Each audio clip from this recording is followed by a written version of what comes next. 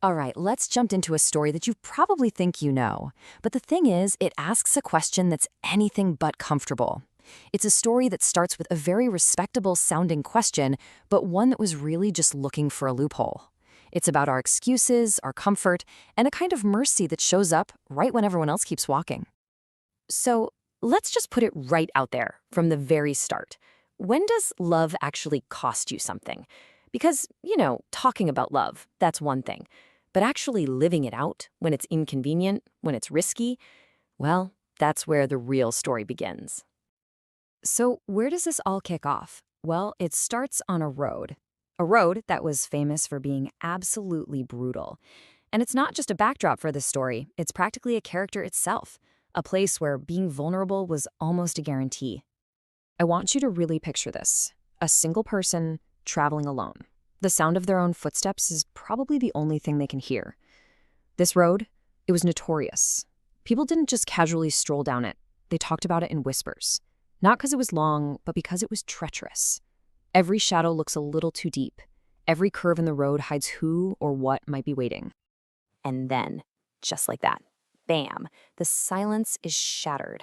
It's a brutal, sudden, and totally overwhelming attack. There's no warning, no chance to negotiate, just pure violence that leaves a man with absolutely nothing. He's left there in the dust as the attackers just melt back into the shadows they came from. And that's where we find him, a man, totally broken, left for dead in the dirt. At this point, his survival, his very life, depends completely on the kindness or indifference of the next person who happens to walk down this same dangerous road. Okay, so now the stage is set, and this is where the real test starts. Hope actually appears on the horizon, not just once, but twice. And it comes in the form of two men who by all accounts should be the heroes of this story. First up, a priest, a man of God, right? A leader in the community. He sees the whole situation crystal clear. There's no question about it. He can see the man is breathing. He knows this guy is alive and is in desperate, desperate need of help. For a second, you think, okay, great, help has arrived. But then you can almost hear the gears turning in his head. The internal calculation begins. Fear, risk, responsibility. It all starts to clash. He's probably thinking about his duties, maybe about becoming ritually unclean, or the very real danger that the robbers are still around. He rationalizes it. The cost is just too high. And just like that, he crosses over to the other side of the road and keeps going. So, a little while later, a Levite shows up, another religious figure, someone who helps out at the temple. And he actually gets even closer than the priest did. He's close enough to see the gruesome details, the blood, the wounds. But the result is exactly the same. He hesitates, he weighs the cost, and then he too turns away. Hope, for the second time, just disappears down the road. This slide just lays it out so perfectly, doesn't it? Look at this contrast. Both sides start at the exact same place. They saw the man, but that's where the paths split. The priest and the Levite felt the risk, they weighed the cost, and they walked away. But the Samaritan, he felt compassion, he paid the cost, and he stayed. It's such a powerful summary of that critical moment of choice. At this point, you're probably thinking it's over for this guy. All hope seems lost. But then, a third person appears on the horizon. And this is the real twist in the story, because this person is the last one anyone would have ever expected to stop and help. This man was a Samaritan. Now, to really get the shock of this, you have to understand that Samaritans and Jews were, well, they were bitter enemies. We're talking deep, historical, religious hatred. So to the Jewish man dying on the road, this approaching figure wasn't a potential savior. He was the enemy. By every social rule, the Samaritan had every excuse in the book to just keep walking.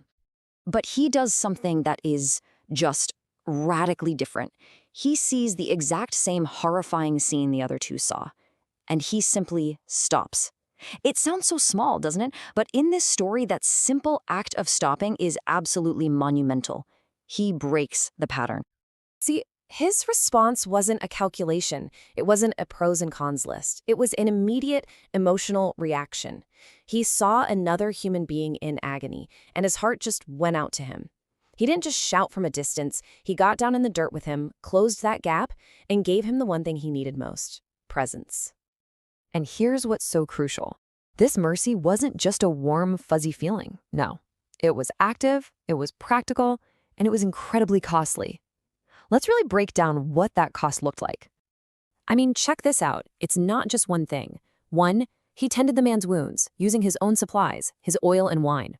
2, he put the man on his own animal, which means the Samaritan was now walking. 3, he found him a safe place to stay at an inn. 4, he didn't just drop him off, he gave up his time, staying with him all night. 5, he paid the bill up front. And 6, and this is amazing, he promised to come back and cover any future expenses. This wasn't a quick fix, this was a total commitment. And let's just pause on that number for a second. 2 denarii. That might not sound like a lot to us, but back then, this was a significant amount of money. It was a real financial hit, a genuine sacrifice for a complete stranger who was also, technically, his enemy. So when you add it all up, what was the real cost here? It wasn't just money. It was his time, his comfort, his own safety on that dangerous road, his personal resources, and his undivided attention. The story makes it so clear. Real mercy, true compassion, is expensive. But the story doesn't really end there, at the inn. It ends by taking this whole scenario and turning it right back around on us, the ones hearing the story. It makes an ancient parable feel like it happened yesterday. You know that road from Jerusalem to Jericho? It isn't just a place on a map anymore. It's a metaphor. It represents those lonely, dangerous spaces we find in our own world, in our neighborhoods, in our workplaces, even in our own families. The wounded today aren't always physically beaten up. They're the people we know are struggling, but whose problems feel too complicated. The relative we avoid because the conversation is just too hard. The person we see suffering and quickly tell ourselves, that's not my problem, someone else will handle it. And this, right here, is the mic drop moment of the entire story. It completely redefines what it means to be a neighbor.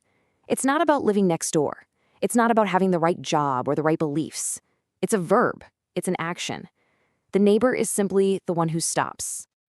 So the whole parable wraps up with this simple, direct, and honestly incredibly difficult invitation. It's not just a nice thought or a gentle suggestion. It's a call to action, a command that has been echoing for thousands of years, just waiting for us to respond. And so that leaves us with this final, piercing question.